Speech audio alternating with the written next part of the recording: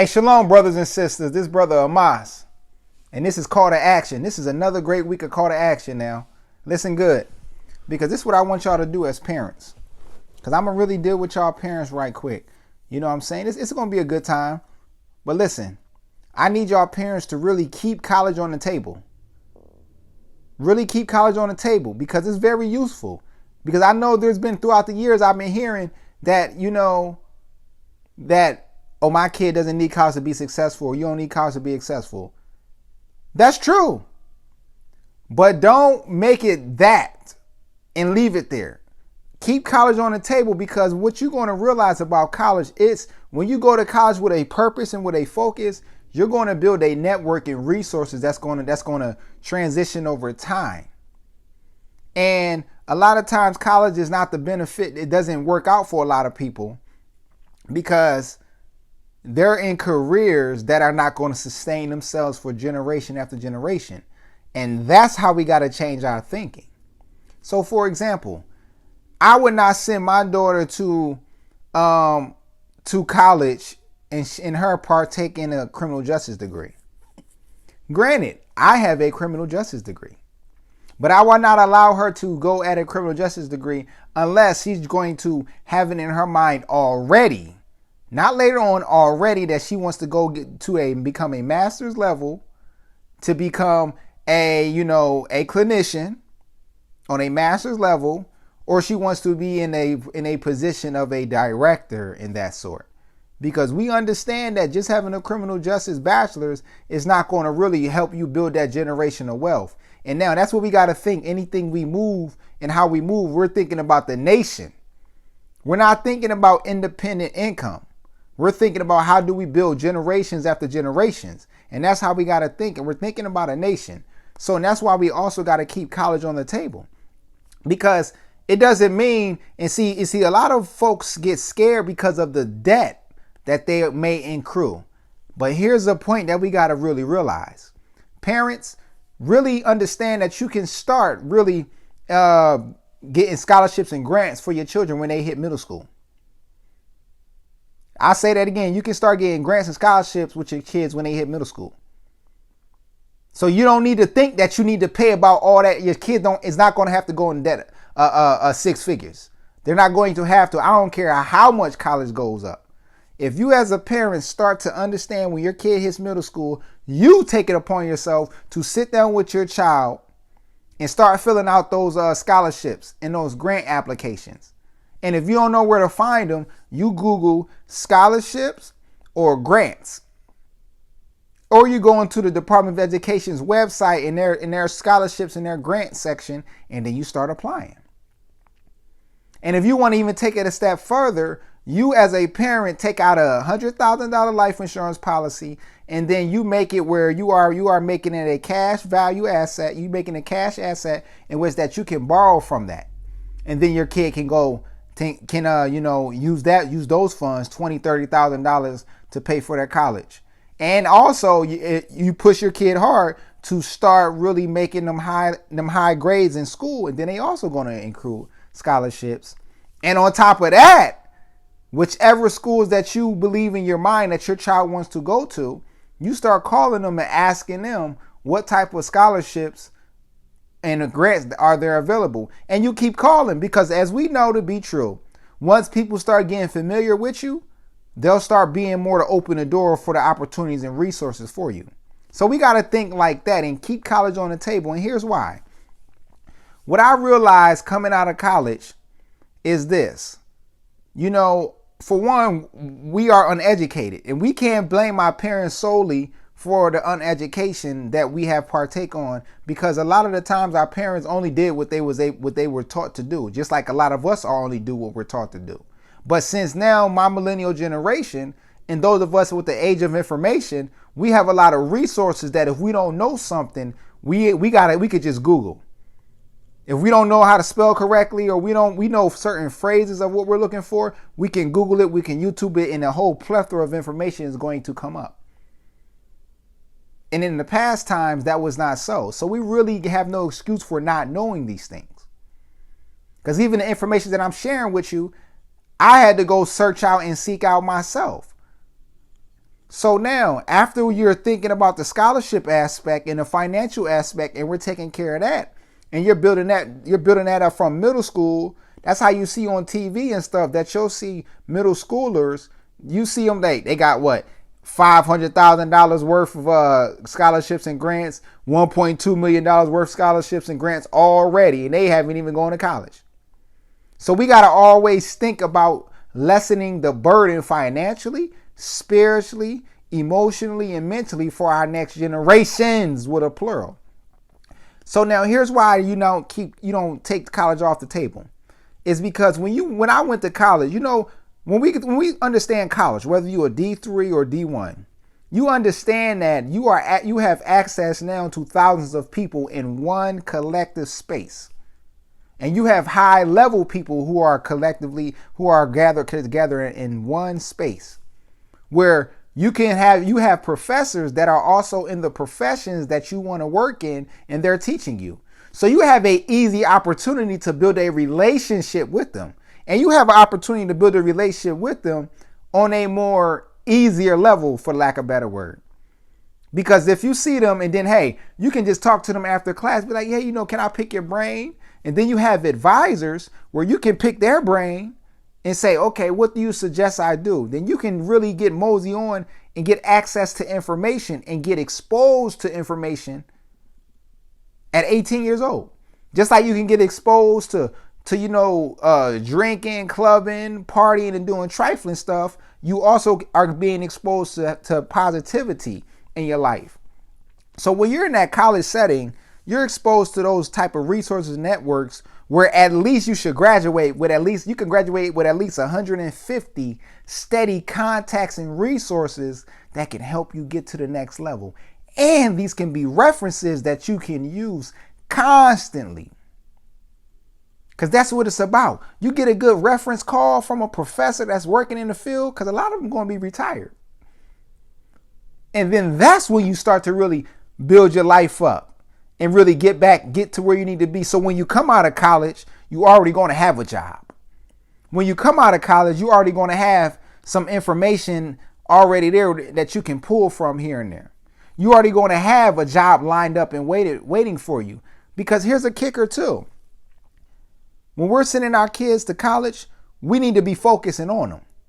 Because you can have a job by the time you leave college. And here's how you do it. When you come in as a freshman, when your kid comes in as a freshman, obviously they're going to be navigating. And then that second year, start them with an internship. Have them thinking about go to the career service. The career service place should be your best friend. You get the mock interviews, you get the scholarships, you get the study abroad, you get the internships. You got that aspect of things. So when you're going in there and you dealing with that, you can intern at places that, guess what? You think about working, but then you go volunteer. Be like, hey, I want to volunteer for y'all for a day out the week, for 4 hours a day as a sophomore. Because what we know to be true about companies like that, if they're familiar with you, your chances of getting hired are high because you work your way in. And this is when you don't have a background. This is when you're building your resume. So you can make those early on type of choices when you interning at these companies. And then you just build on in. So then look, you interning from what? Because you know how these colleges, you know how these jobs be. They want you to have a 4-year degree with about 5 years of experience. And it's like, I was in high school during that time. So how am I have 5 years experience and I got a 4-year degree? It's like, it's not realistic. So when you interning, you already going to be coming. You interning from sophomore all the way until you graduate. That's 3 years of experience plus your degree. You see how that works? So you got to really be thinking, parents, keep that on the table. Just don't allow your child to go for these type of degrees that ain't going to really propel them. They start thinking about degrees about in the field of, engineering. Think about computer science. You know what I'm saying? Things that they want to go criminal justice, make sure they have it understood that they need to go to become into the master's level. And don't think about college. I got to pay for that. Then you start building them up to, obtain apprenticeship programs and graduateship programs where they can get paid or is paid for if they teach a course, or if they're helping one of the advisors with doing some specific research. The school can pay for that.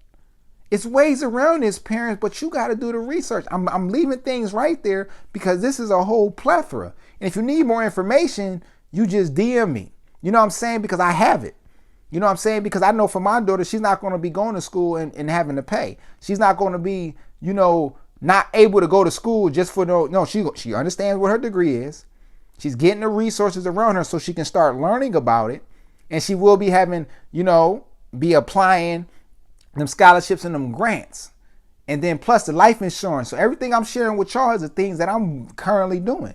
So I want y'all to understand that we need our kids in that college. Don't take college off.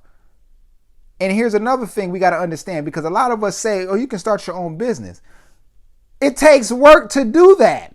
You don't have thousands of clients. You're not making six figures right now. You're going to have to start out where you're going to be working 80, 90 hours a week. And guess what? Making $1,000 a week. You're not going to be sustaining yourself in that manner. It doesn't work like that. You can name Steve Jobs, Mark Zuckerberg, and all them gentlemen. But however, we got to understand where they started to where they are. Because they had a hard grind, a hard hustle. And that's sometimes the disconnect. We want the business, but we don't want the grind. We think we start something and then you think everybody's supposed to support you. Why should somebody support your goal or your dreams? It's yours. They didn't ask you to do that. So you got to also think like that. And I will also say to those, if you're not able to, if you have a business, parents, and you trying to say my kid don't go to college because this and that. If your kid can't come out of college or can't come be 18 and start to make 40 grand a year, then your kid needs to go to college. Because why should your kid come work for you and they making $20,000 in this? No, they need to start at least 40 grand a year if you don't want them to go to college, if they're going to be starting with your business, because it makes no sense.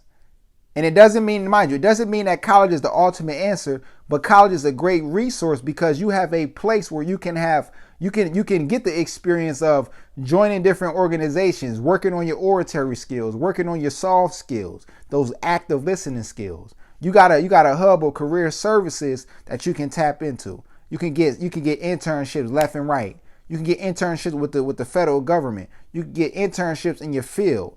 Because you will be doing that at 18, saying, man, what it is that I want to do. You're going to be building that up anyway.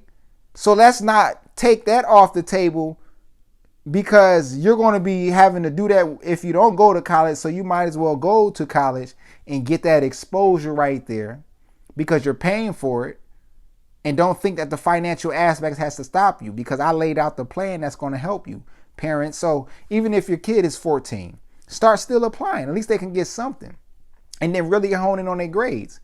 I'm going to tell y'all like this, though, because here's another thing. Because if you work for a school, right? If you work for the school, your kid can go to free. So how about this, parents? Y'all got to take that pride off. Become a janitor. You know what I'm saying? Work the concessions at the school. If you ain't got the master's degree, become a professor. Work the school. That's your child. If a child want to go locally, try to find out how do you work for that school. And then guess what? Your kid could be a freshman now. Work there for 4 years. And then guess what? You might be eligible for your kid to go free. Suck it up. Do things. Now that's a sacrifice. Now that's a sacrifice right there. Where you just buying your kid food, clothes, and shelter. That's not a sacrifice. What I just named, if you going to work at that school, and pushing the work for that school that your child goes to, that's a sacrifice. But parents, keep that on the table. Start filling out them scholarships and them grants. Google it. You can also fill out scholarships and grants for the specific field that you want to work in.